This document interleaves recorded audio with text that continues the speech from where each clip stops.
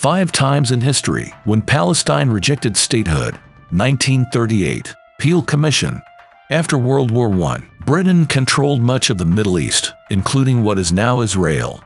In 1936, Arabs revolted against both the British and the Jews. The Peel Commission investigated the rebellion. In 1937, the commission concluded Jews and Arabs both wanted to govern the same land. The solution was to establish 2 separate states. Arabs got the better end of the deal. They were offered 80% of the disputed territory. The Jews had to settle for the remaining 20%. Surprisingly, the Jews voted in favor of this offer. The Arabs declined the proposal. They opposed the concept of a Jewish state altogether. So they carried on with their rebellion. 1947. UN Partition Plan for Palestine. After a decade, the British turned to the UN for a solution. The UN, like the Peel Commission, chose to divide the land. In November 1947, the UN voted for 2 states. Jews accepted the offer. Arabs rejected it again. The Arabs responded with an all-out war. Multiple Arab nations joined the conflict. Israel emerged victorious and started nation building. The West Bank and East Jerusalem were meant for an Arab state, but they became occupied by Jordan, not Israel. 1967. Six-Day War.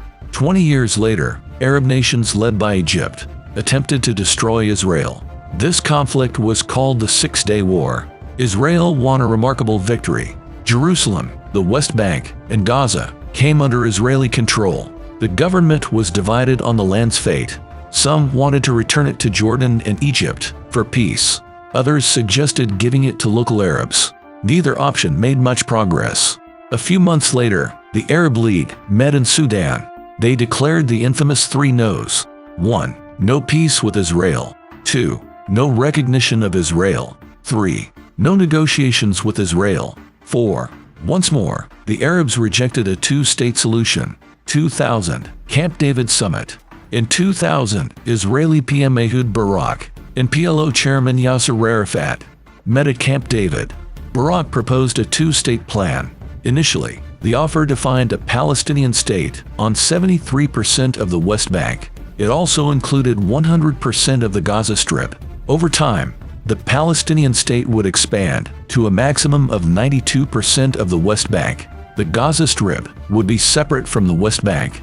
East Jerusalem would be the capital of Palestine.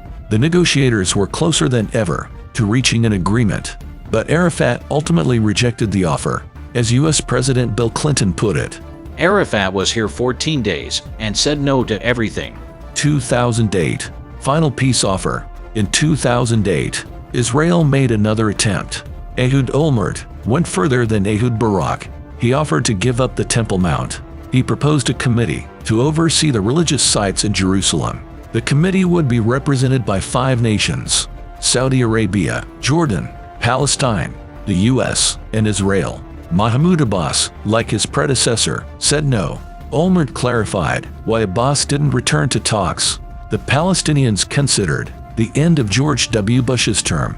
They hoped for a more favorable leader in Washington.